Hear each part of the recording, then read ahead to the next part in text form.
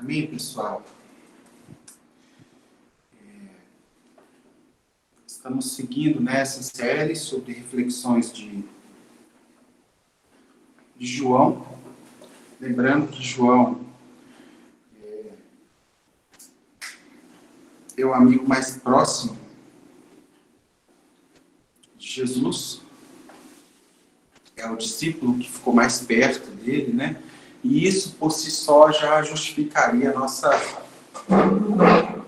investimento de tempo em querer conhecer mais desse homem. Lembrando que depois do livro de João, vamos para as cartas de João e depois para o livro de Revelações de João. Hoje nós chegamos em João capítulo 3. João 3, a partir do versículo 1. É a história de Nicodemos. É a visita de Nicodemos a Jesus. Diz assim, João 3, 1, se você puder acompanhar comigo, é bom, porque tem coisas que podem saltar aos seus olhos durante a leitura, que fará todo sentido para nós. João 3, 1. Havia um fariseu chamado Nicodemos, líder religioso entre os judeus. Certa noite veio falar com Jesus e disse: Rabi, todos nós sabemos que Deus enviou o Senhor para nos ensinar. Seus sinais são prova de que Deus está com o Senhor. Jesus respondeu: Eu lhe digo a verdade. Quem não nascer de novo não verá o reino de Deus. Como pode um homem velho nascer de novo? Perguntou Nicodemos. Acaso ele pode voltar ao ventre da mãe e nascer uma segunda vez? Jesus respondeu: Eu lhe digo a verdade, ninguém pode entrar no reino de Deus sem nascer da água e do Espírito. Os seres humanos podem gerar apenas vida humana, mas o Espírito dá à luz vida espiritual. Portanto, não se surpreenda quando eu digo: é necessário nascer de novo. O vento sopra para onde quer, assim como você ouve o vento, mas não é capaz de dizer de onde ele vem, nem para onde ele vai, também é incapaz de explicar como as pessoas nascem do Espírito. Versículo 9. Como pode ser isso? Perguntou Nicodemos. Jesus respondeu: Você é um mestre respeitado em Israel e não entende essas coisas? Eu lhe digo a verdade, falamos daquilo que sabemos e vimos, e no entanto, vocês não creem em nosso testemunho. Se vocês não creem em mim quando eu falo de coisas terrenas, como crerão se eu falar de coisas celestiais? Ninguém jamais subiu ao céu, exceto aquele que de lá desceu, o Filho do Homem. E como Moisés, no deserto, levantou a serpente de bronze numa estaca, também é necessário que o Filho do Homem seja levantado, para que todo que nele crer tenha a vida eterna. Porque Deus amou o mundo,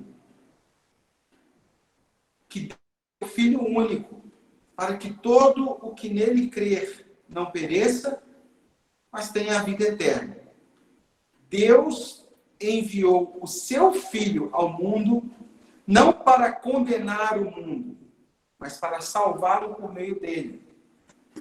Não há condenação alguma para quem crê nele, mas quem crê nele já está condenado, por não crer no Filho único de Deus. E a condenação se baseia nisso. A luz de Deus veio ao mundo, mas as pessoas amaram mais a escuridão que a luz, porque seus atos eram maus. Quem pratica o mal odeia a luz e não se aproxima dela, pois teme que seus pecados sejam expostos. Mas quem pratica a verdade se aproxima da luz, para que os outros vejam que ele faz a vontade de Deus.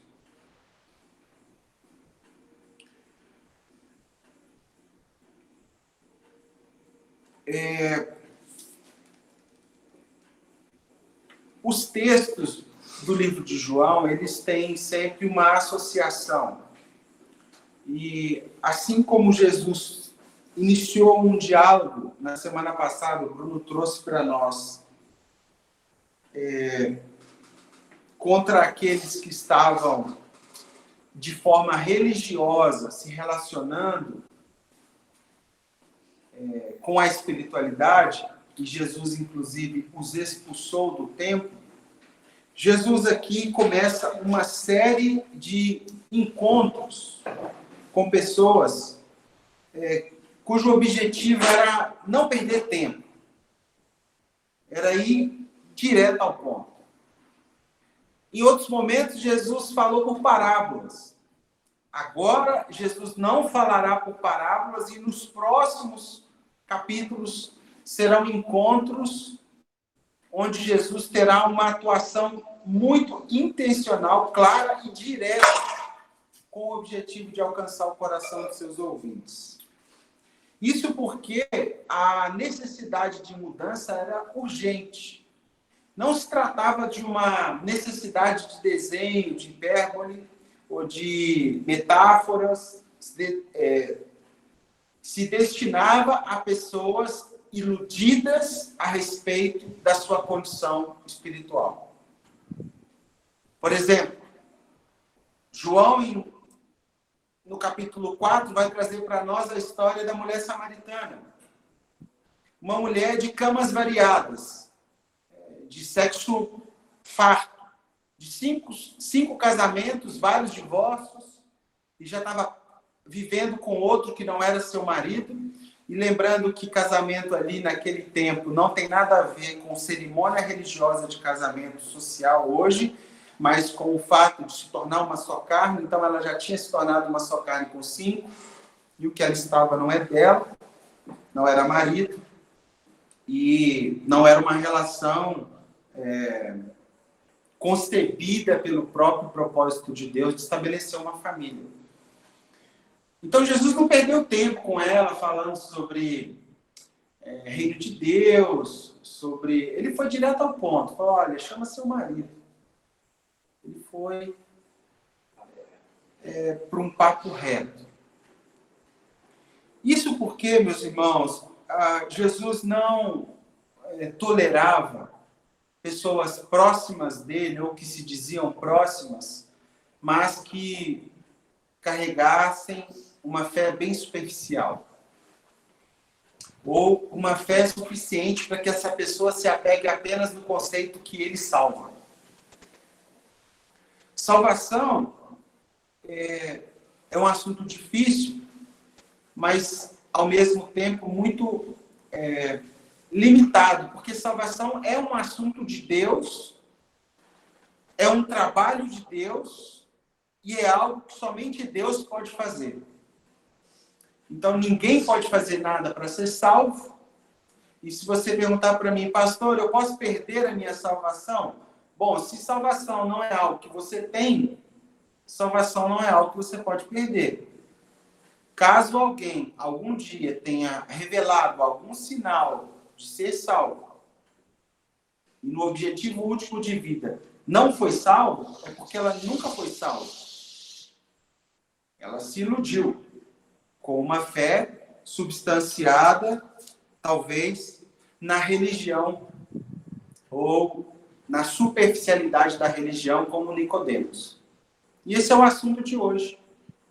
O assunto de hoje, não sei se ele vai te alcançar, talvez você já passou do nível de Nicodemos, mas é o assunto para mim.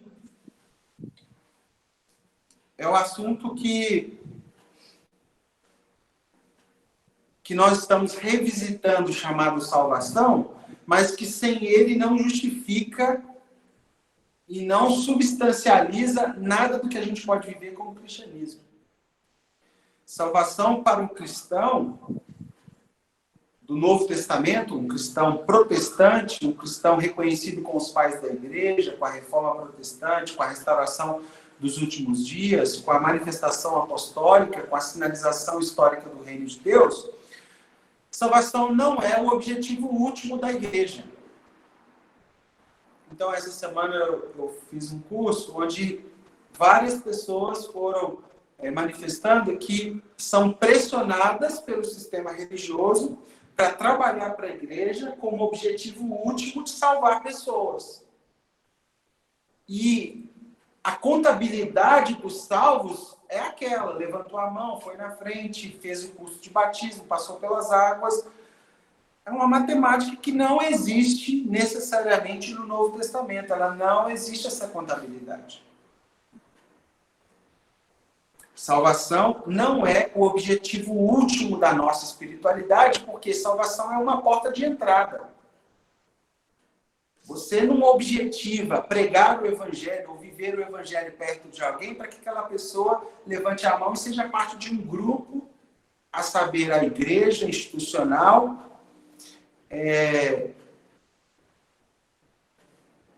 que articula a sua influência na sociedade medida pelo número de membros que tem ou pela presença de membros que tem em cada domingo.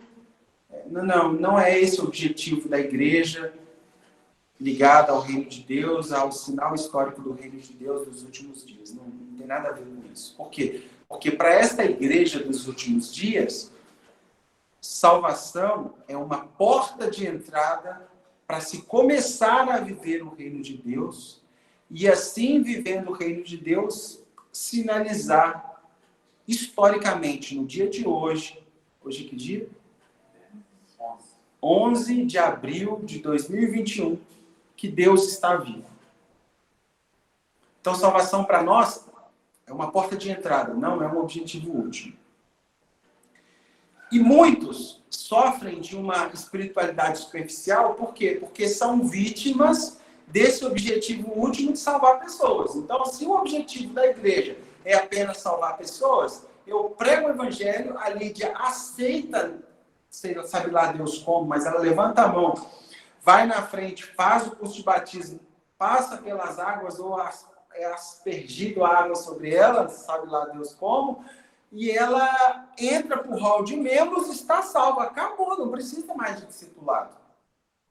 Se a salvação é o fim último da igreja, do trabalho da igreja, vai chegar um momento que você vai estar ouvindo o pastor no domingo e não é para você mais a mensagem, porque você já passou daquilo.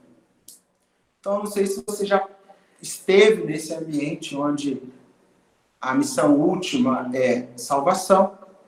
Chega um momento que a linguagem não te alcança mais porque você quer aquela vida aos pés de Jesus que os discípulos tiveram. Aprendendo com ele, como que come, como que compra, vende, dá, né? Como que estabelece casamento.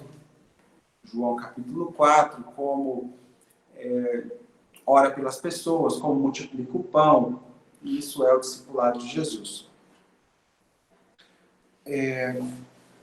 Nós precisamos, irmãos, de uma fé salvadora que produza transformação de vida. Ou seja, salvação é uma porta e, ao passar por essa porta, entendemos um novo processo chamado regeneração.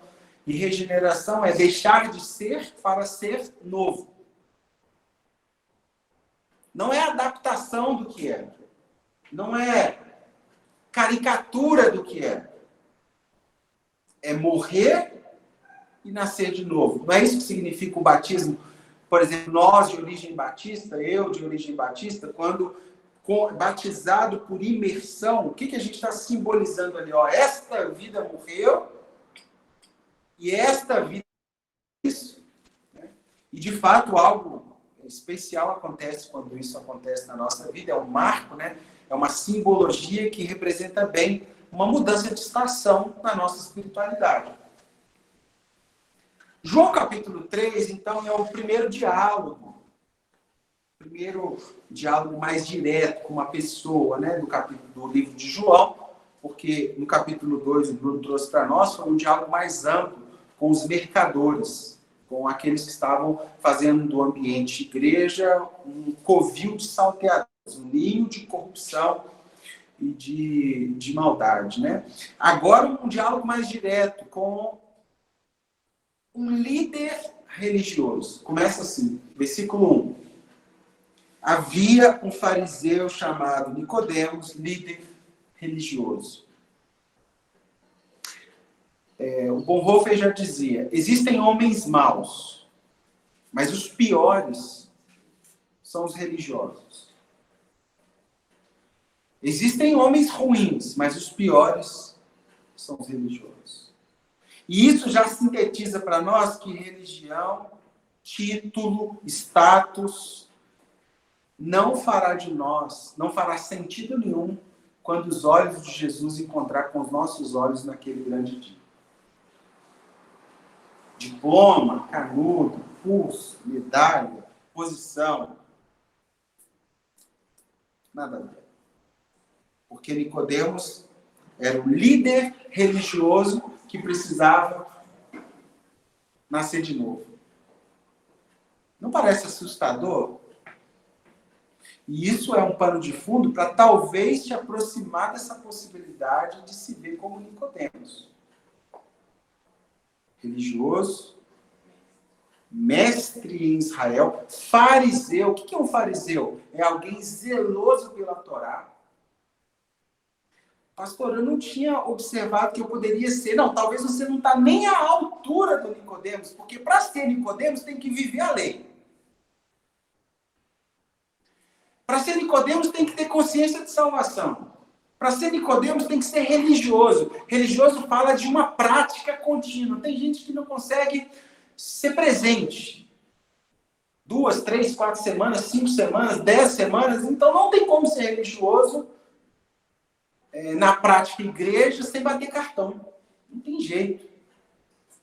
E Nicodemos era fariseu, líder religioso e vivia entre os judeus, que já é a cultura judaica, já é uma cultura de alto padrão. Não é qualquer pessoa que consegue viver no meio deles.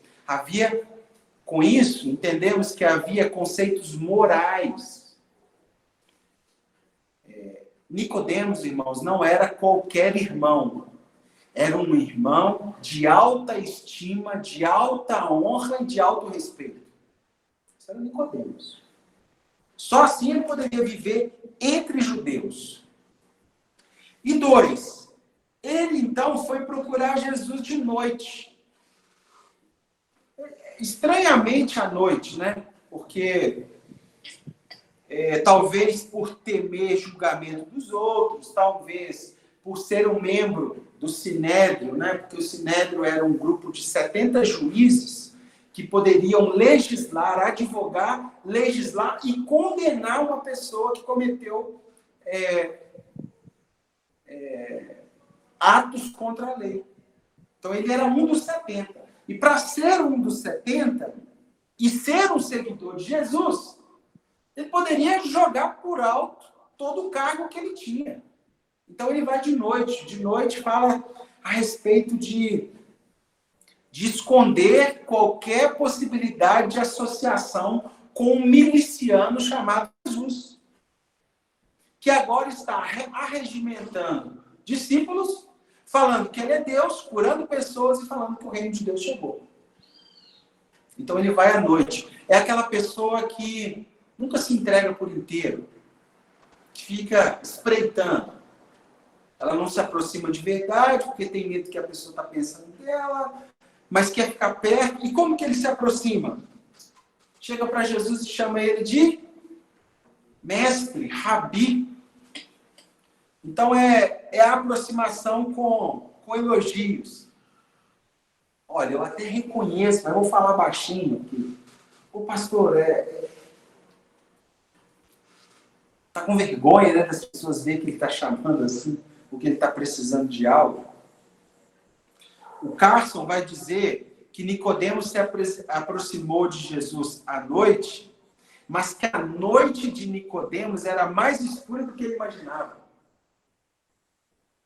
Ele já vivia numa escuridão chamada religião, que ele foi à noite achando que estava fazendo um bom papel de se esconder, de resguardar qualquer contravenção, mas na verdade ele estava revelando para Jesus mais da escuridão que ele tinha no coração, chamada religião.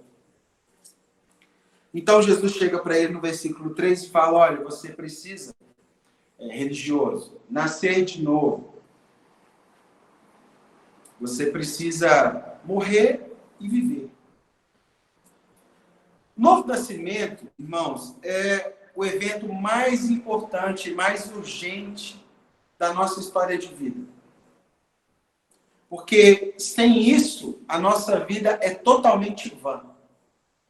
A nossa esperança é totalmente vã e a nossa religião, que eu não estou tratando sempre, quando utilizo o nome religião, no depreciativo, tá? Porque a religião, religare, é a tentativa de manifestação humana, né, de tocar Deus. É uma tentativa.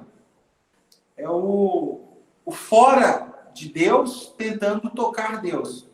Mas no caso de nascer de novo, não há caminho que a religião faça pelo qual pode gerar vida para uma pessoa que está morta. É impossível. A instituição igreja, não tem nada na instituição igreja que pode gerar vida, nascer de novo, para uma pessoa. O que uma instituição igreja pode gerar é religião. O máximo que essa pessoa pode se tornar é um religioso. É um fariseu, é um judeu, é um convencido da fé. Mas nascer de novo, apenas a invasão obstinada ao coração de um homem pelo Espírito Santo. E o nascer de novo nem sempre acontece no mesmo momento da salvação. No sentido testemunhal. Às vezes nós não conseguimos identificar na vida das pessoas quando aconteceu de fato a salvação e o novo nascimento. Quando criados à imagem e semelhança de Deus, foi colocado dentro de nós, Eclesiastes 3, um dispositivo que procura Deus. Um senso de vida e de realidade que está sempre não satisfeito com aquilo que não substancia ele de vida. Num determinado momento, esse ponteirinho, essa bússola, se conecta com Deus, não por nossa vontade, mas por total vontade de Deus, e esse Deus refaz a nossa percepção sobre a vida, sobre a moral, sobre ele, sobre o que é vida, o que é viver com gosto de vida, né? O que é ter motivos para continuar vivo. Inclusive, para os primeiros discípulos, inclusive, esse toque é tão substancial que agora justifica, inclusive, perder a vida. Receber o sopro do Espírito Santo é tão vivificador, é tão único esse movimento, que ele substancia, inclusive, a perder a sua própria vida aqui, porque a sua vida não está limitada apenas a essa vida. Olha aqui. Coisa incoerente, né? Parece incoerência. Parece contrassenso, mas não é. Nicodemos é um exemplo para nós que nós podemos ser uma pessoa rica, porque Nicodemos era rico. Nós podemos ser uma pessoa culta, respeitada, religiosa, e precisarmos ainda assim nascer de novo, estarmos perdidos e destinados ao inferno. É o auto-engano.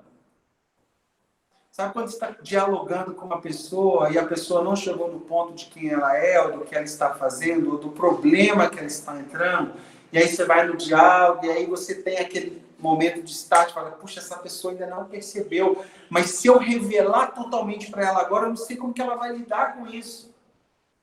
Mas chega um momento do diálogo que você percebe que ela não está ciente do que de fato é o problema.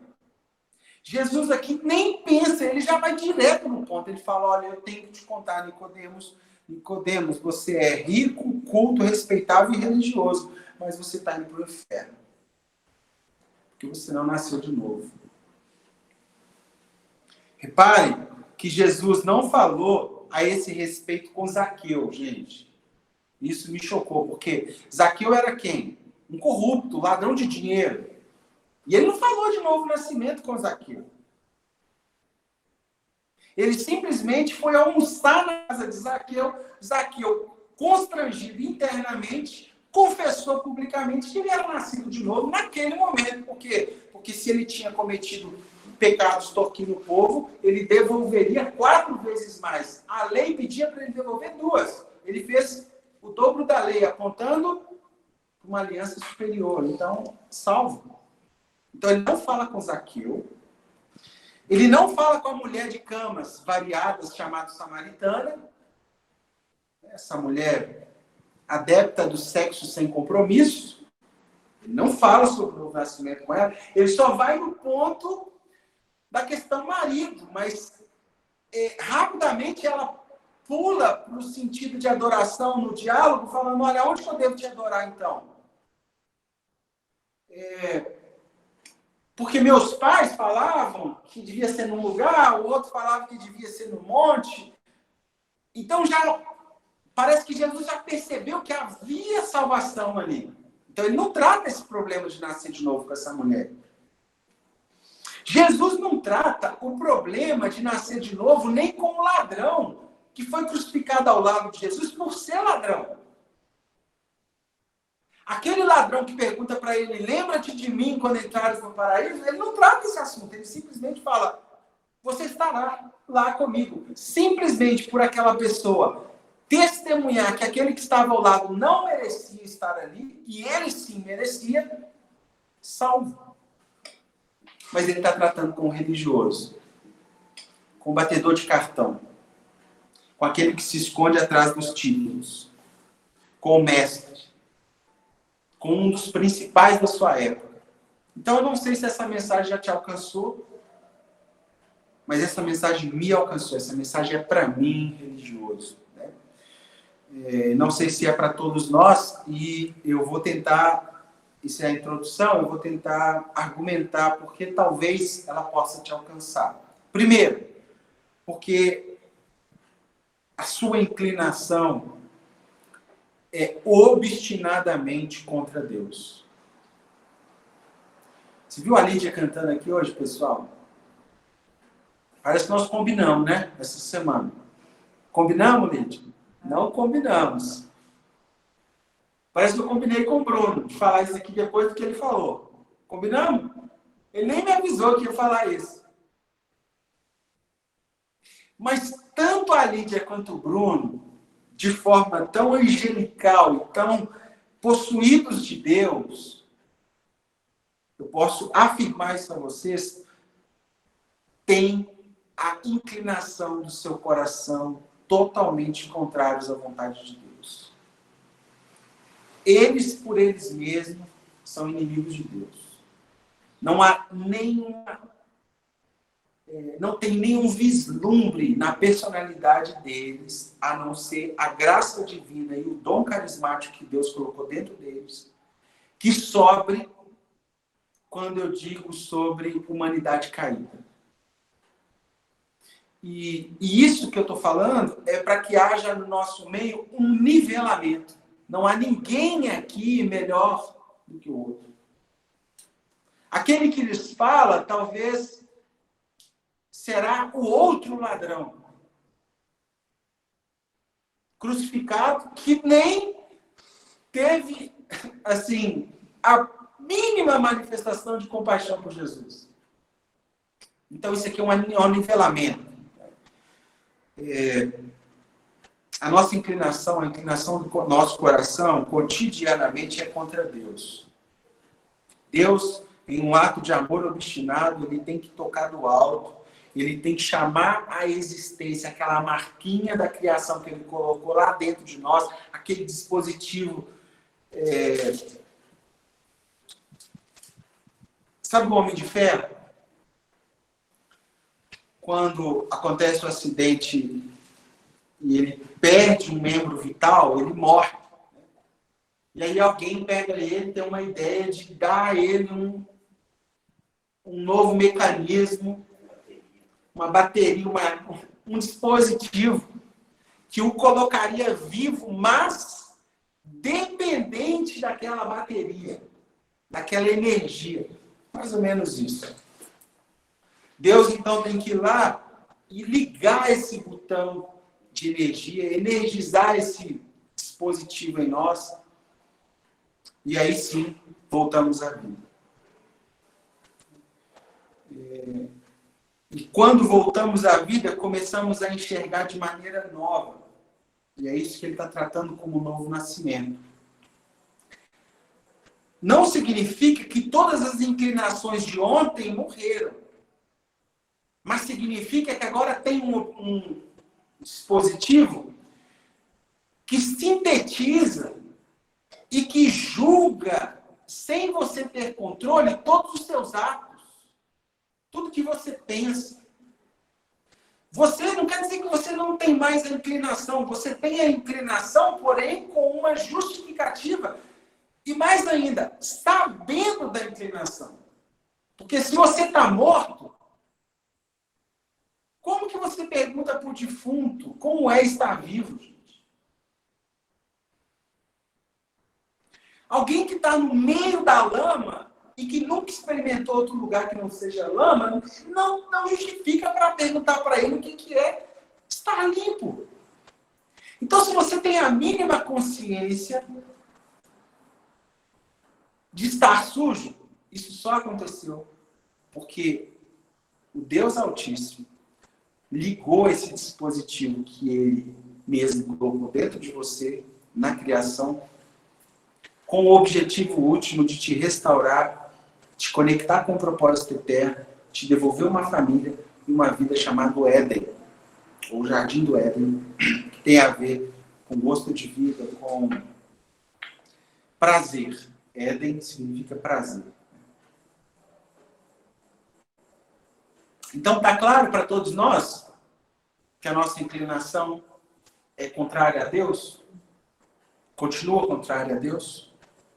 Porém, agora, se nascidos de novo, conscientes que é contrária a Deus.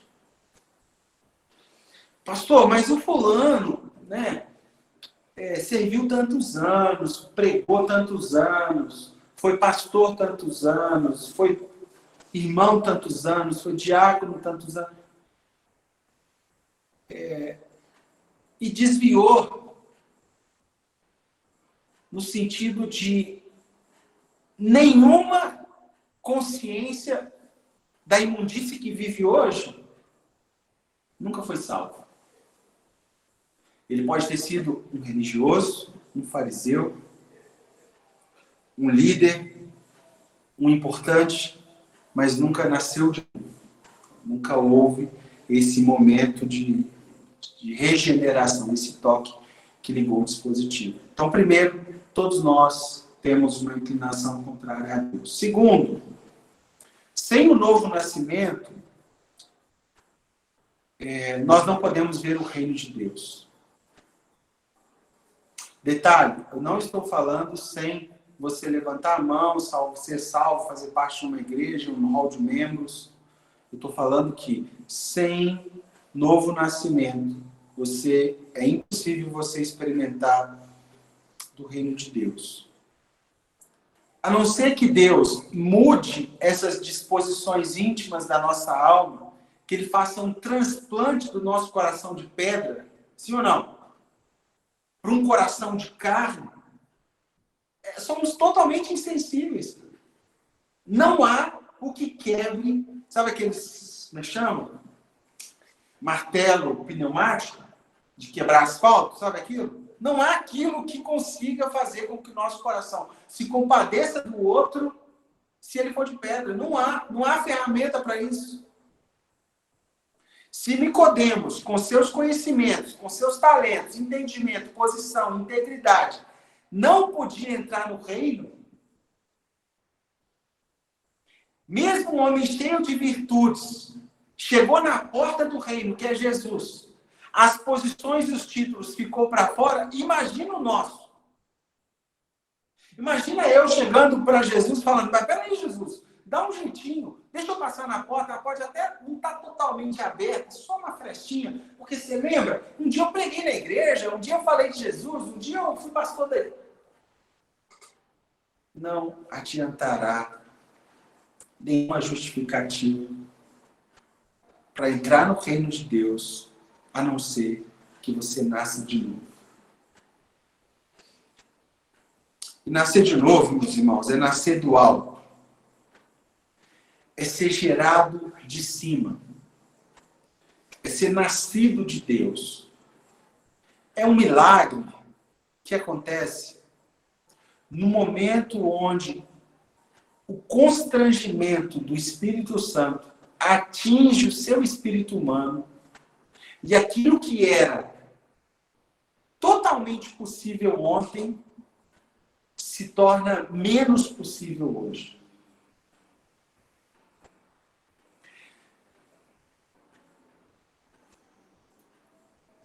A conduta pecaminosa de ontem, milagrosamente, entre aspas, sem ninguém interferir no processo, mas totalmente um processo divino, você passa a olhar para aquilo de ontem e ter uma certa repulsa interna.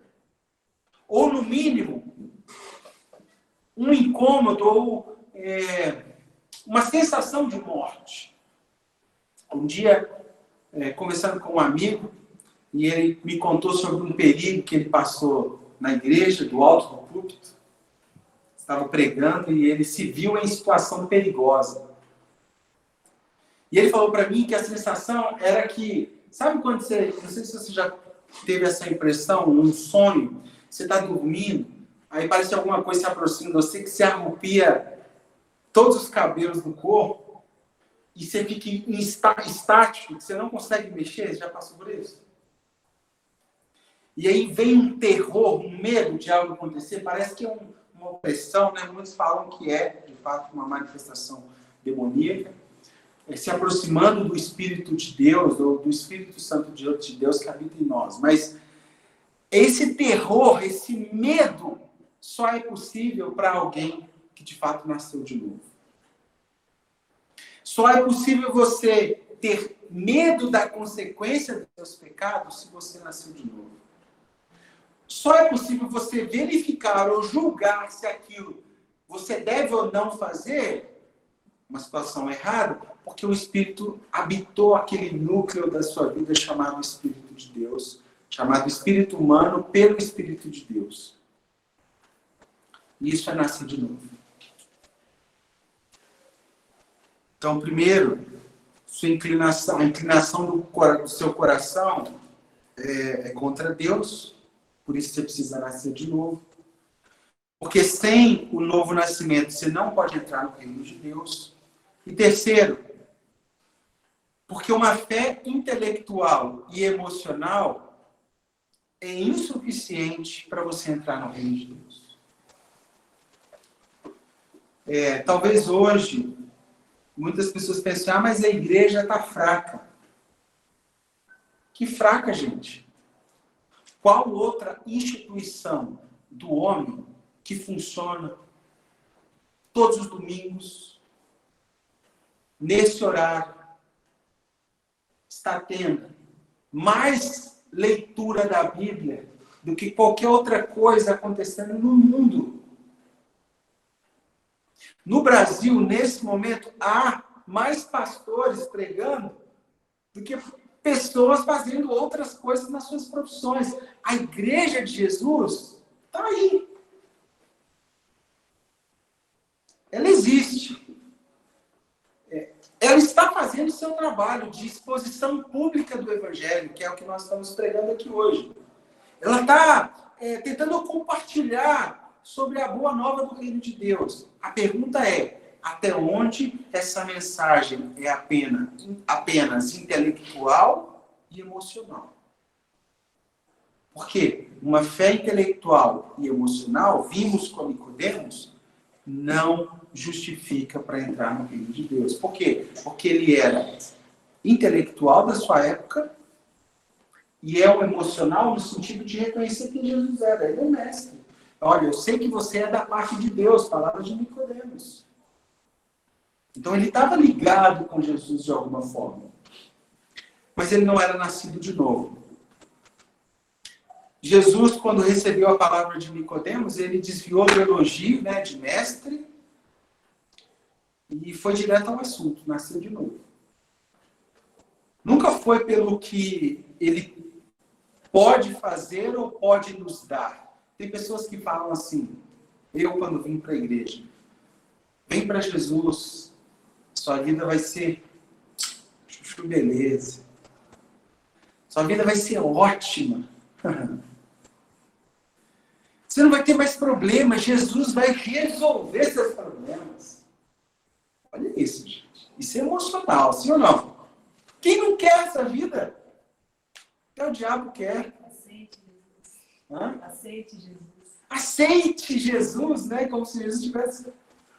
Estou aqui, por favor, me aceite. Nossa, aceite que eu fiz por você na cruz. Não, pessoal. Emoção não vai nos levar ao reino de Deus. Por quê? Porque não é pelo que Ele pode nos dar, porque tudo que Deus podia nos dar, Ele deu. O Filho dele e a morte do Filho dele. Não há nada de necessidade humana que ultrapassa o Filho de Deus e o que o Filho de Deus fez por nós. Então não pode ser pelo que Ele pode nos dar. Né? Não pode ser por uma vida boa. O Bruno falou de felicidade, eu lembrei do Sermão do Monte, que Jesus fala sobre felicidade, mas ele usa um termo chamado Makarios. E Makarios tem a ver com uma identidade de pessoas que experimentam bem-aventurança para além dessa vida. Então é diferente do conceito de felicidade que ele tratou, felicidade terrena, de bens materiais ou de fartura apenas, tá bom? Não que isso não seja parte da vida. Muitos creem no Jesus que cura. Muitos creem no Jesus que salva e que muda a performance de vida da pessoa. Mas poucos querem crer no Jesus da cruz e que nos convida a carregar também uma cruz. Poucos querem crer. Muitos querem o Jesus que cura a depressão, mas não querem o Jesus de Paulo preso, buscando alegria no intangível, na esperança para além dessa vida. Para muitos seria depressão. Muitos querem o Jesus que dá, entre parênteses, o Papai Noel, que dá sem pedir nada em troca. E utiliza isso para justificar a graça, que de fato é favor imerecido, mas que não foi de graça. E só os que entram no reino de Deus e gozam da graça divina são aqueles que reconhecem que ela não foi de graça, ela custou tudo. E tudo é Jesus na cruz. Então eles querem o Jesus que cura, o Papai Noel, o curandeiro, ou até um bom conselheiro, né? Um Jesus psicólogo, como eu amo os psicólogos cada vez mais. Mas Jesus não é só isso. Por quê? Porque ele é um homem de conselhos, inclusive conselhos para a morte dos seus discípulos. Ele olha para Pedro e fala: Pedro, você já teve a oportunidade de me negar 3 vezes, agora você veio a mim, eu já estou te dando uma outra possibilidade. Mas fique você sabendo que até o momento você tem direito de escolha. Vai chegar um momento, livro final de João, nós vamos chegar lá, que os homens que me perseguem vão te pegar, vão fazer de você o que você não quer e vão te fazer experimentar o que você nunca imaginou. Isso Jesus apontando com o tipo de morte que Pedro teria.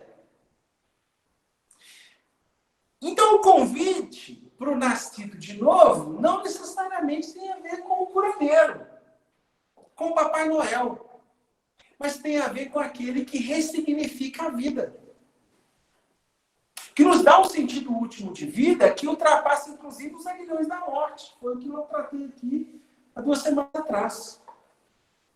E a marca dessas pessoas, sem novo nascimento, é o evangelho de benefícios. Um pseudo-evangelho. É um Jesus sem cruz. É um cristianismo não protestante, porque não pode haver conflito. Não pode haver protesto. E protestar tem a ver com sinalizar, ou seja, o modo de vida que o Felipe vive, sinaliza e denuncia, cria um conflito com aquele que é corrupto. Ponto, ele é protestante. Então, recapitulando, nossa inclinação é contra Deus. Sem novo nascimento eu não entro no reino dos céus. Não tem a ver com intelectualidade ou emoção. E quarto, porque nascer de novo incide em manifestar uma nova natureza. E aqui eu quero que você preste bastante atenção. O novo nascimento, ele não equivale a ser bem-sucedido financeiramente nesta vida, necessariamente falando. Isso porque, palavras de Nicodemos, não estou inventando. Nicodemos era um homem rico. Nicodemos não tinha não tinha falta de nada do que o dinheiro podia comprar. Então, por exemplo, o dinheiro de Nicodemos comprou uma casa, mas não podia comprar um lar no céu. O dinheiro de Nicodemos comprava remédios, mas não pode comprar saúde eterna, chamado vida com Deus. O dinheiro pode nos trazer um pouco mais de conforto aqui, mas não foi o parâmetro. Lembra do diálogo de Lázaro e o rico? A justificativa foi, em vida você, rico, teve já as benesses. Você multiplicou seus talentos, você teve suas possibilidades. Esse homem não teve do que comer. Mas agora goza de vida eterna. Então, ter novo nascimento não incide em ter sucesso financeiro. Porque Nicodemos mostra isso para nós. Segundo, novo nascimento não equivale a ter um profundo conhecimento da Bíblia. Porque Nicodemos era um mestre, era um rabi. Mas não era salvo. Então, o novo nascimento também não equivale a ser uma pessoa profundamente religiosa. Por quê? Porque ele era um fariseu. Grupo mais radical da época, da religião judaica. Fariseu. Um homem cheio de regras. De frequência na sinagoga, que eu disse mais cedo, né? Mas não era salvo. Novo nascimento não equivale a ocupar um cargo de liderança na igreja. Nicodemos era um dos principais dos judeus. Tinha autoridade para prender e para julgar. Se chegar um juiz de direito aqui no nosso meio, o tratamento é quase excelentíssimo. Por quê? Porque ele é, na nossa sociedade, uma pessoa de autoridade. Nicodemos era um juiz da sua época, era uma pessoa de autoridade. Mas isso não fazia dele uma pessoa salva. Novo nascimento não tem a ver com ser pastor, presbítero, diácono, missionário, líder. Não tem a ver com ter cargos. Novo nascimento não equivale a ter informações certas a respeito da pessoa de Jesus. Por quê? Porque Nicodemos reconheceu que ele era mestre e que ele era enviado da parte de Deus. Ele errou nessa informação. Ele tinha informações certas a respeito de Jesus, mas isso não fazia dele salvo. O novo nascimento não equivale a uma reforma moral ou uma reforma estética. Quando eu me converti, era um pouco mais agressivo, né? Mas a tatuagem, para mim, era algo, assim, escandaloso. Na minha época, antes um pouco da minha conversão, os crentes eram ainda conhecidos como o povo da Bíblia, porque eles iam para a igreja com a Bíblia debaixo do braço, né? Isso causava um escândalo nos demais. E muitas vezes, quando a pessoa se convertia, trazia uma mudança estética também, porque ele passava a vestir de outra forma. Não que seja problema, tá? O ideal é que Jesus atinja todas as áreas da nossa vida, mas não necessariamente mudar esteticamente ou moralmente significa novo nascimento. Novo nascimento está muito além de um verniz religioso, de uma perspectiva de mudança externa. Novo nascimento está ligado a um constrangimento santo ocupando o núcleo da nossa vida. Isso é nascer de novo. Concluindo, pastor, então o que é nascer de novo? Que eu já estou frito com manteiga. Nascer de novo, então, é um movimento radical que acontece dentro de nós. Perceba que Nicodemos não faz nenhuma pergunta para Jesus, mas Jesus, ao se aproximar de Nicodemos, reconhece que ele tinha uma pergunta central na sua alma, sem resposta.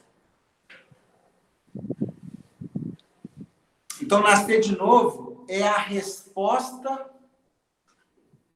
para o núcleo da sua vida que não tem resposta. Nascer de novo é a justificativa para o injustificável que existe dentro de você. Isso é nascer de novo. É o nó da sua cabeça que a conta não fecha, mas já está paga. A palavra grega utilizada para nascer de novo é, entre aspas, grego, anotem. Não é para você anotar, não. É a palavra anotem. Anotem. Se quiser anotar, pode anotar, mas é anotem. Legal isso, né? Hebreus fala que ele iria anotar a lei, não mais nas tábuas de pedra, mas nas tábuas de carne do nosso coração, não é isso? Então, nascer de novo, nascer é anotem. É como se Deus pegasse a lei dele e num movimento único, unicamente dele, colocasse nesse núcleo da nossa vida, que nos faz constranger quando não vivemos aquilo que está ali dentro. Um exemplo mais simples que eu pudesse te dar é eu pegar um pendrive com uma atualização. Seu computador está bugado, não funciona mais. Você liga, ele não inicializa. Já viu? Lembra dessa época? Ele não liga. Você liga e fica tela preta. Aí Deus vem com o pendrive, enfia na porta USB e dá enter. E aí ele baixa uma atualização para dentro de você, que seu sistema só volta a funcionar porque aquela atualização chegou. Isso é nascer de novo. Só que é o seguinte, não tem outra forma do computador funcionar se você tirar aquela atualização, porque você não tem controle sobre ela, ela já entrou.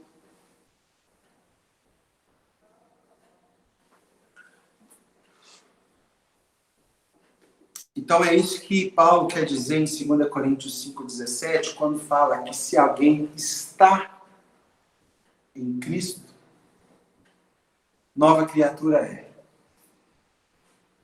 Novo sistema é. Todas as coisas velhas, existe alguma coisa naquele computador antes? Não tem como existir. Por quê? Porque ele travou, acabou. Ele precisou ser formatado. Todas as coisas do núcleo desse lugar foi formatado. Não há nenhum outro Deus que pode ocupar o lugar do seu espírito que Deus ocupou. Se algum dia alguém justificar que perdeu isso, é porque Deus nunca entrou e colocou a nova versão aí. As coisas velhas se passaram e eis que tudo se fez novo. É o iOS, é o... Como chama o sistema lá? O outro? Android, versão última, atualizado. Outra palavra no Novo Testamento para nascer de novo é kainos. Kainos tem a ver, aponta para a ideia de forma, né? Tomar uma nova forma, ou recentemente feito, algo fresco, recente, não usado, não surrado, com respeito à sua substância, é um novo tipo, é sem precedente, não tem nada no Luiz que existe hoje, que existia antes, não tem jeito. Ele é uma nova pessoa, ele nasceu de novo. Irmãos, essa palavra foi muito confrontadora para mim, porque às vezes as pessoas chegam para nós e falam assim: pastor, você tem que pregar o evangelho para o meu amigo. Ele é bonzinho, ele cuida da família, ele não faz nada de errado, ele ajuda o pobre. E ele tá assim, ele tá a um passo do evangelho. Ele só falta Jesus. Né? Aquela irmã que chega, David, eu conheci um rapaz. Nossa, ele é joia demais. Ó, ele abriu a porta do carro para mim, sabe? Ele me levou para jantar, ele pagou a conta, porque encerraram hoje.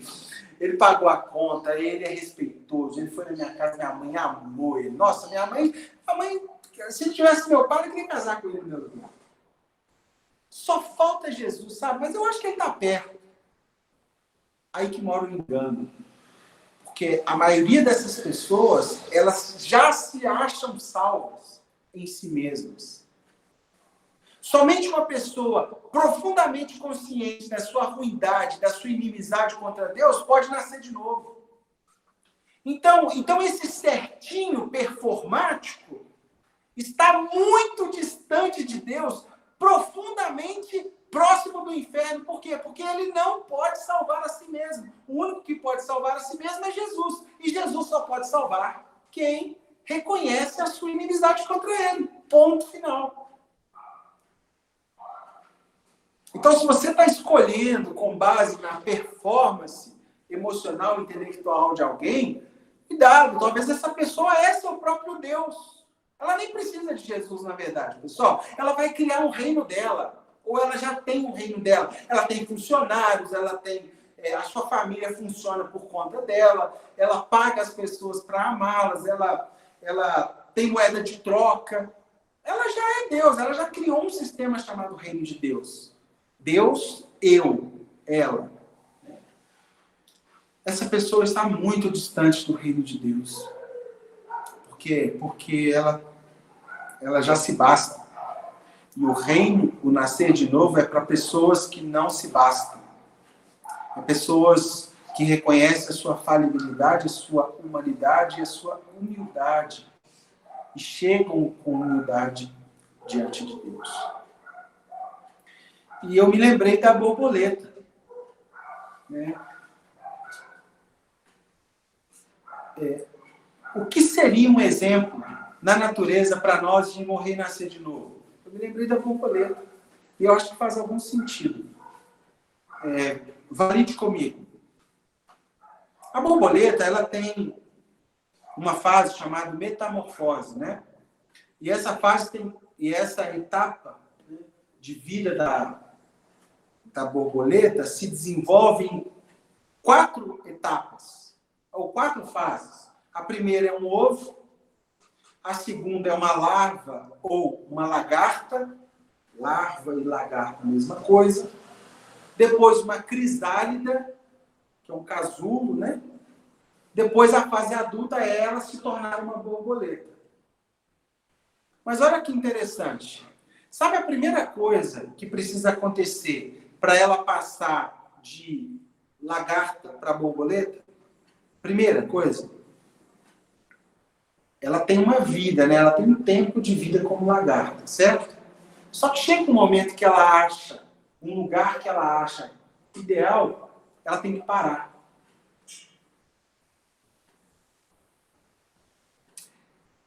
Eu fui ler e o processo de metamorfose na vida da lagarta não acontece se ela não der um pause. E que o corpo dessa lagarta entender que ela está em pause por um bom período, ou por um período pelo qual ela convoca uma alteração. E hoje, uma das nossas maiores necessidades é também parar, né, pessoal? Quem aqui conseguiu parar essa semana e ter 1 hora olhando para o céu, para Deus ou para dentro de si? Na sua, quietinho, sem muita agitação por fora. Quem conseguiu? Quem tem filho pequeno em casa, então é uma maravilha. É muito fácil isso acontecer. Você fica pensando 1 milhão, a minha inclinação caída fica pensando 1 milhão de vezes em dar suco de maracujá, calmante natural, para o menino ver se dorme mais cedo, para ver se a gente consegue parar. Uma das nossas necessidades nesse processo de nascer de novo é parar, gente. É uma agitação tamanha. E detalhe, as demandas acontecem, né? E muitas vezes a gente justifica a ausência em algumas demandas com presença em outras demandas. Não é isso? Eu não posso fazer isso porque eu estou fazendo aquilo. Não é assim que funciona? A gente nunca justifica a nossa ausência porque a gente tem tempo para nós. Conselho de um irmão. Pega a sua agenda essa semana e reserve lá. Crie um compromisso com você mesmo. 1 hora, 2 horas, 3 horas de você com você mesmo. Olhando para Deus, olhando para dentro e olhando para fora. Isso pode fazer muita diferença na saúde do nascer de novo. Segundo, no dicionário, a palavra metamorfose tem a ver com uma mudança de um ser dentro de outro ser. Só que é uma mudança tão notável que quando você pega uma borboleta, e se eu dissecar o DNA de uma borboleta, não tem nada lá de vestígio que um dia ela foi lagarta. Interessante isso. É um morrer e nascer de novo.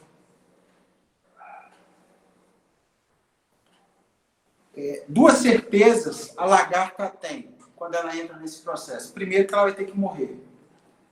E muitas pessoas entram pela porta chamada salvação querendo viver. Quando que elas vão nascer de novo? Nunca. Por quê? Porque elas vão se tornar lagarta a vida inteira. Elas não querem morrer. Só que lagarta tem na sua origem a serpente. A serpente só rasteja, só coisa terrena. A borboleta voa, livre, céu, eternidade.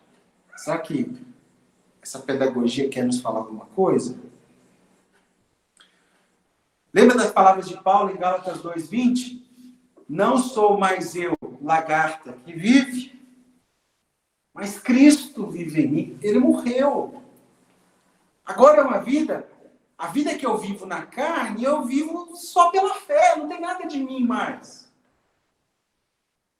Do Filho de Deus que me amou e a si mesmo se entregou por mim, Jesus Cristo. Outra coisa, pessoal, e talvez para você que está me ouvindo, bastante atenção. O casulo não é o fim, é o meio pelo qual você pode nascer de novo. Primeira dificuldade, parar. Segunda, aguentar o processo do casulo. Quem aqui se permite você ficar mais fechado? Nem as pessoas à nossa volta gostam disso, gostam?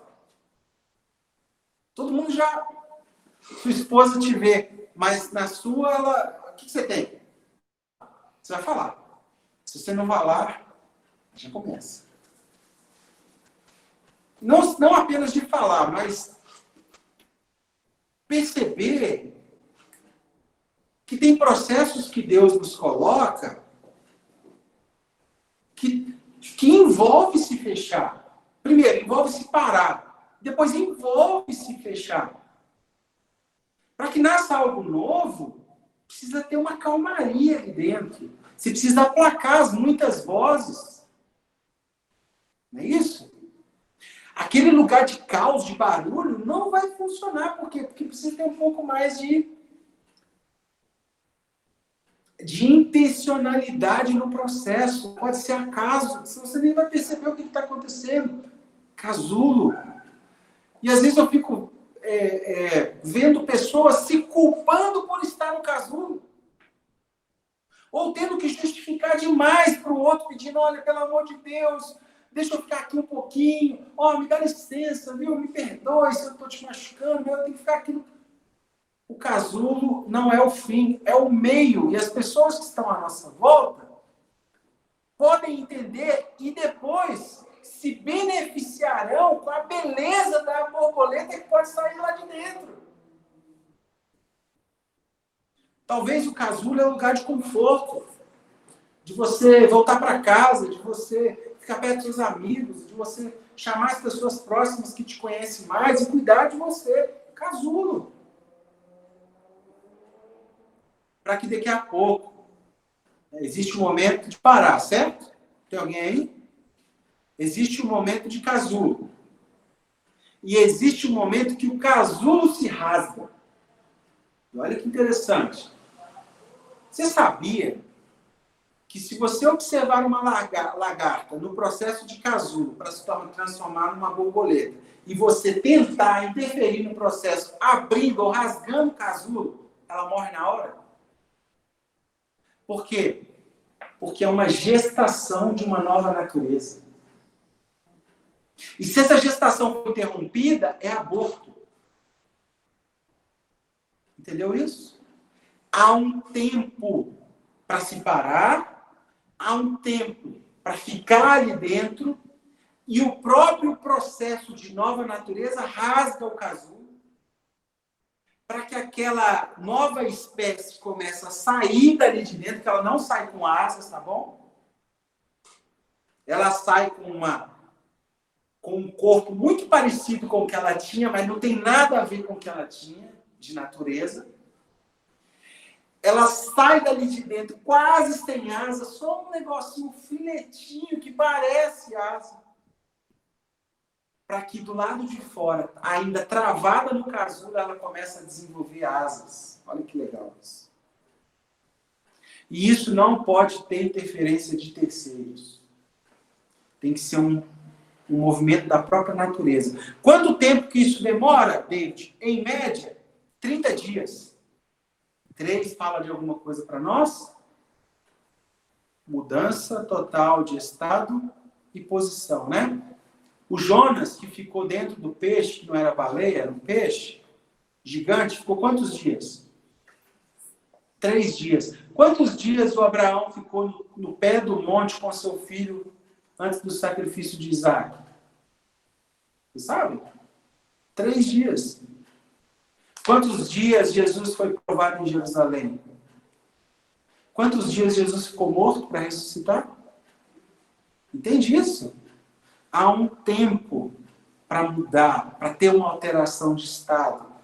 E mais do que focar na questão espiritual, eu estou tentando servir vocês com a percepção de se permito parar, se permito casulo, se permite o processo de tomar forma de uma nova natureza. E por último, não negocie a dádiva de se tornar uma borboleta. Quem aqui já foi num borboletário? Já foi? Aqui na Pampulha tem, eu acho, não tem? O zoológico? Tem borboletário lá. Vai, gente. Assim, é um choque com a criatividade divina. Porque cada pintura nas asas delas, sabe aquela coisa assim, um roxo com uma cor que você nunca viu. Você já teve essa experiência de estar num lugar, uma vir posar em você? E você ficar mexendo com ela assim, observando os detalhes? Não parece assim uma demonstração de criatividade divina? De como que o próprio Deus, o que me criou e te criou, parece que pegou um pincel e foi pintando. Uma a uma. Por quê? Porque você nunca acha duas igual. Você pega duas da mesma espécie, da mesma raça, assim como nós seres humanos, são pessoas distintas. São borboletas. Pessoas distintas. Com cores distintas, com qualidades distintas. Não há nada na borboleta que mostre que um dia ela foi lagarta. Sabe por quê? Porque ela tem um esforço para abandonar a sua antiga natureza. Lembra disso? O próprio apóstolo Paulo. Eu deixo de lado o pecado que tão de perto nos rodeia, né? Deixando para trás as coisas que ficam. Há um movimento de esforço de antiga natureza e nova natureza. Detalhe, se você pegar uma borboletinha lá, bonita, e falar assim, oi, borboleta, tudo bem? Tudo bem. Você quer voltar a ser lagarto?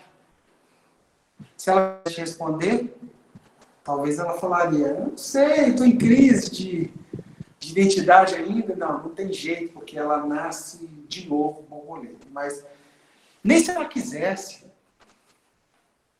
Se ela morrer, ela morre como borboleta. Não tem como ela ressuscitar como lagarto. Não tem como voltar atrás. Não tem como falar para a Lídia, volta a ser escrava de Satanás. Não tem jeito. Se ela nasceu de novo, uma nova natureza ligou esse dispositivo que um sinaleiro, um sinal vermelho acende toda vez que ela tenta ultrapassar essa linha de não santo. E isso é maravilhoso, meus irmãos. Nicodemos, ele veio a Jesus na calada da noite, não foi? Mas agora, olha lá em João 19, 39. João 19, 39.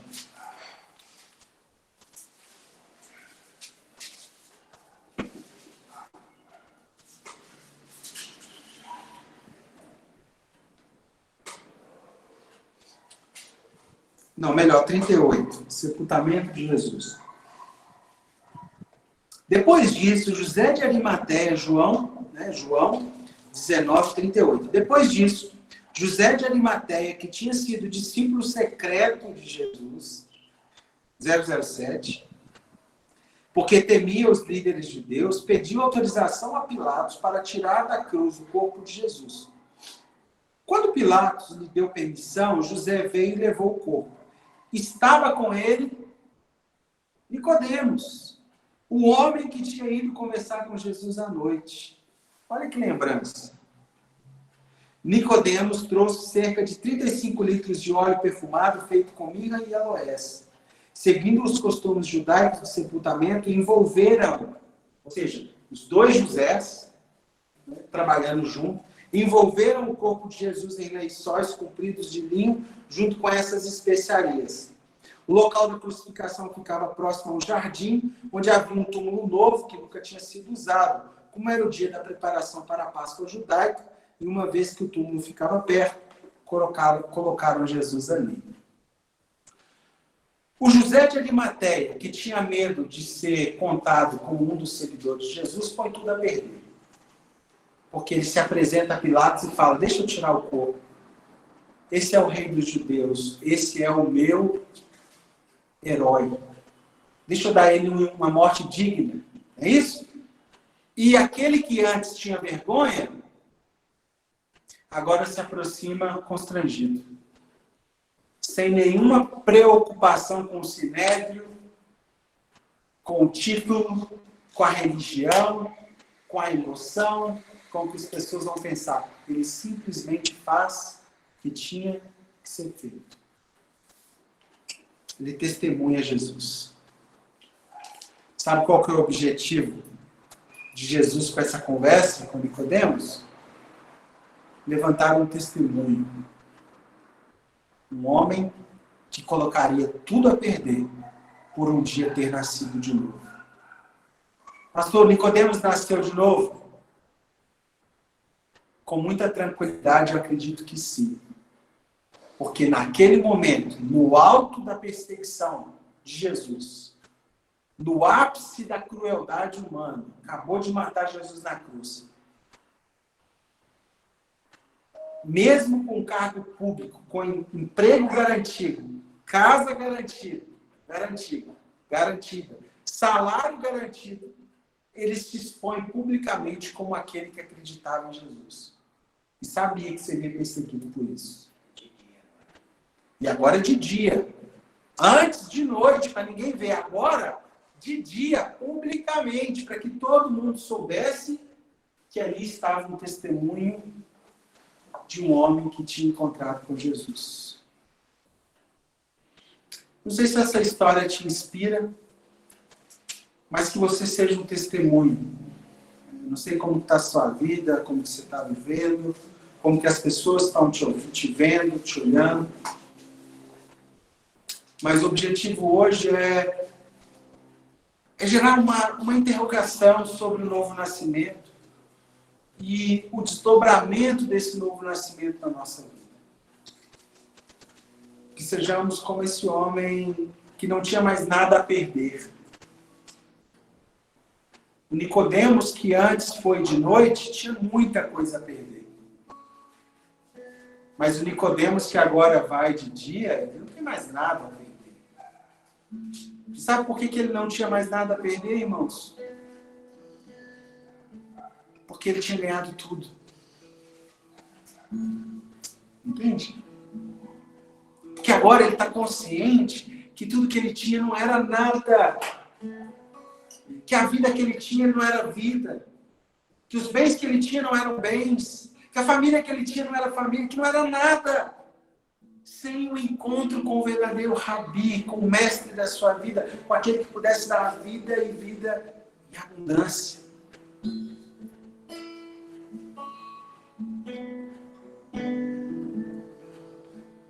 Esse é o Nicodemos, que antes tinha discurso religioso, sabe, aquela coisa bonita, tinha discurso emocionante sobre Jesus, sobre salvação. Agora trabalha calado, como ovelha muda, vai servindo, vai fazendo o que consegue, vai ajudando com a mão direita, sem contar para a esquerda.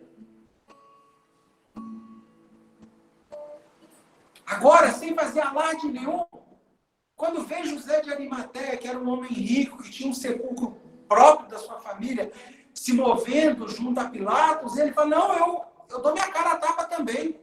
Eu entro nessa. Não que eu sou religioso, cara, que religião, que emocionalismo. Eu tive encontro com o mestre.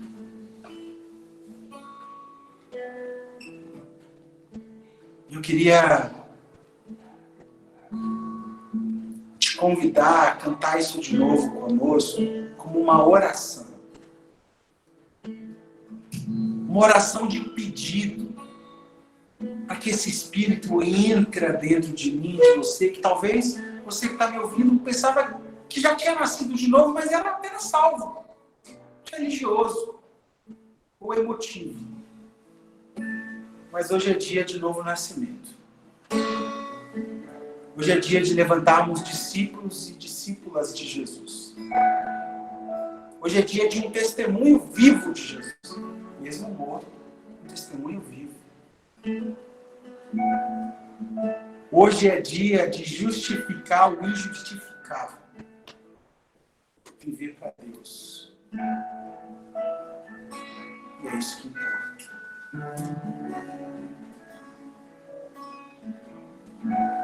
Feche seus olhos. Se volte uns minutos para dentro.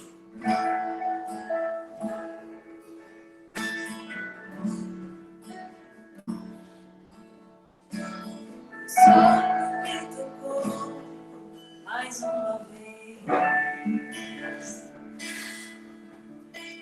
Criou em mim um novo coração. Faz isso. Meu espírito reviveu. Meu espírito junto ao meu. Me guia, me segura pela mão. Me diz quem sou, me ensina a libertar. Começo levado pela força da vida.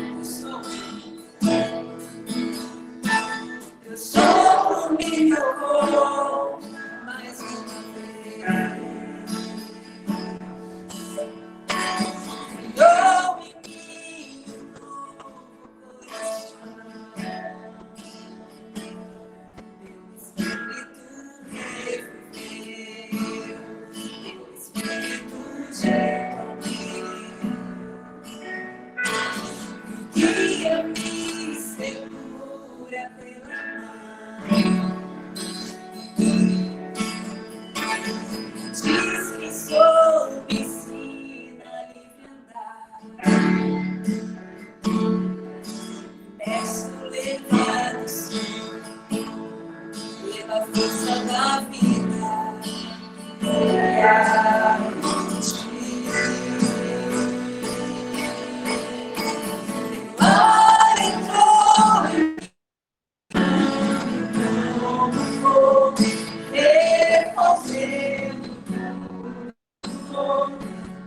Desistir de mim, mergulhei sem medo no seu mundo, respirei a sua vida, encontrei pra sempre o meu lugar. Teu ar entrou em mim, queimando como fogo, refazendo tudo novo, desistir de me salvar.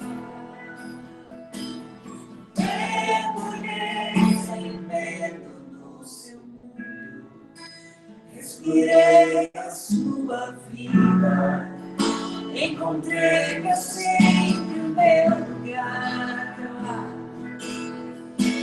Teu ar entrou em mim, queimando como fogo, refazendo tudo novo, desistir de me salvar.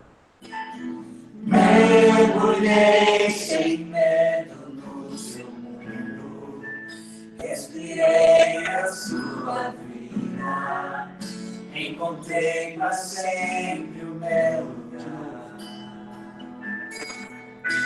Teu ar entrou em mim, queimando como fogo, refazendo tudo novo, desistir de me salvar. Mergulhei sem medo no seu mundo, respirei a sua vida, encontrei pra sempre o meu lugar. Teu ar entrou em mim, queimando como fogo, refazendo tudo novo, desistir de me salvar. Mergulhei sem medo no seu mundo, respirei a sua vida, encontrei pra sempre o meu lugar. Tu és o meu lugar.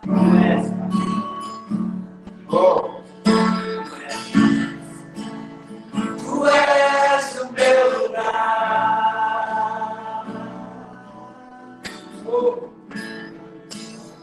Tu és o meu lugar. Essa nossa estabilidade, Senhor. Tu és o meu lugar. Tu és a nossa renovação. Tu és o meu lugar. Tu és o nosso casulo, o nosso ponto de parada, Senhor. Tu és o meu lugar. O Senhor é aquele que faz de novo. Tu és o meu lugar.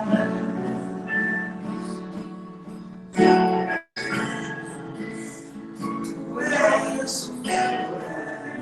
Para você que está sem esperança. Para você que olha à sua volta e não se permite nem parar.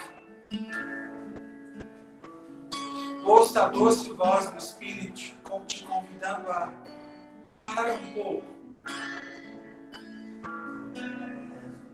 A encontrar um lugar de processos. E se permitir parar um pouco.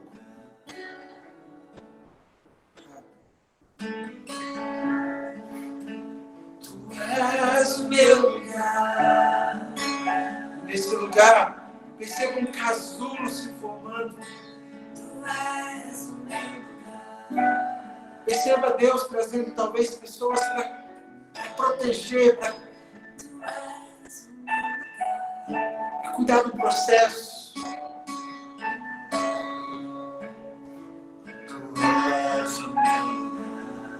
Sem correrias. Perceba aos poucos o desenvolvimento de uma nova natureza.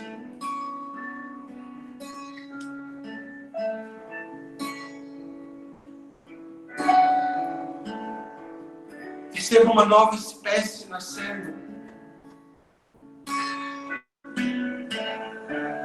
Uma nova realidade de vislumbre será vista por essa nova natureza, porque ela não mais rastejará, mas estará nos céus. Carregará a beleza do Criador. Enfeitará a criação. Alguns estudiosos vão dizer que a borboleta consegue atravessar continentes voando. Pessoas que não tinham força e a seu local de influência geográfica era muito pequeno porque rastejava. Depois de uma nova natureza, podem voar.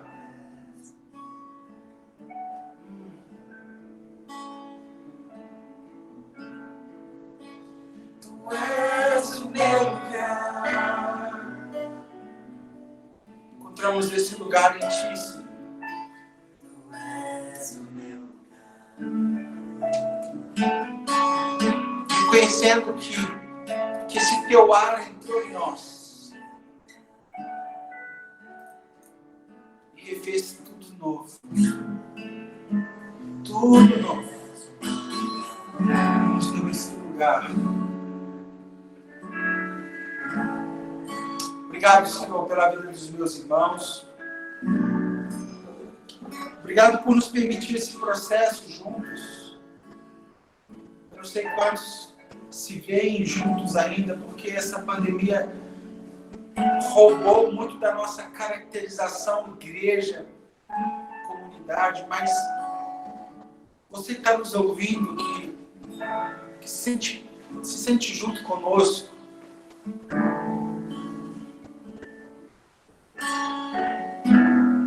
receba a nossa gratidão de permanecer conosco no processo, uns parados, outros no casulo, outros já rompendo o casulo e outros voando mais juntos. Uma nova natureza. Dentro de um processo de nova natureza. Em nome de Jesus. Em nome de Jesus, Pai. Abençoa a nossa comunidade, a nossa igreja, a igreja de Jesus em toda a terra. Em especial eu oro por aqueles que estão em luto, estão sofrendo pela manifestação desta doença, pelo aumento no número dos óbitos, pelos que estão enlutados, nós nos compadecemos e intercedemos para que a presença reveladora e acolhedora do Teu Espírito Santo seja com eles. Em especial, oramos pelo pai do nosso irmão Ismael, o senhor Ronaldo.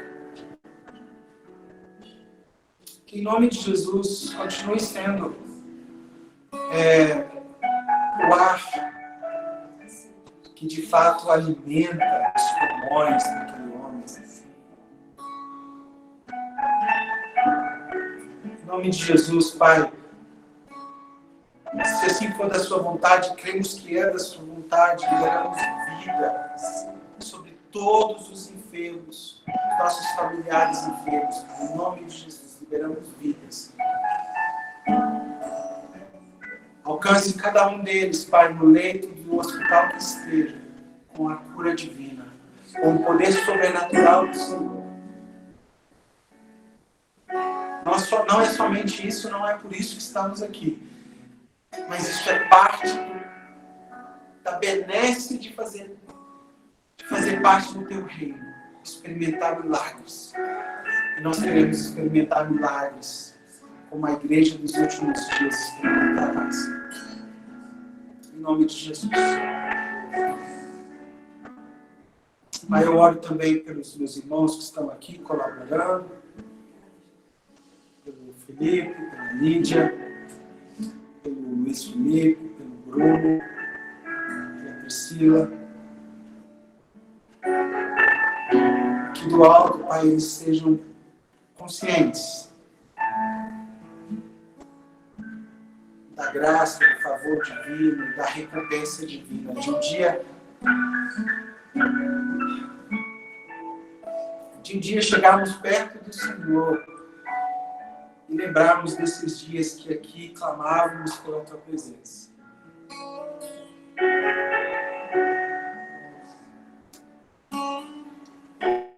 Pai, abençoa também, a Priscila trouxe para nós essa informação hoje, abençoa também meus colegas pastores,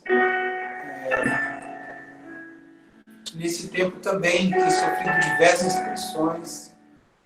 Então abençoe a nossa classe de trabalhadores, são homens falíveis, com as suas demandas, com as suas almas, com as suas famílias.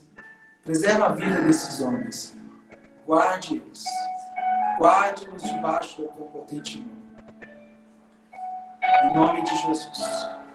E nos dê um restante de domingo com essa profunda consciência do novo nascimento, da gratidão do novo nascimento. Em nome de Jesus.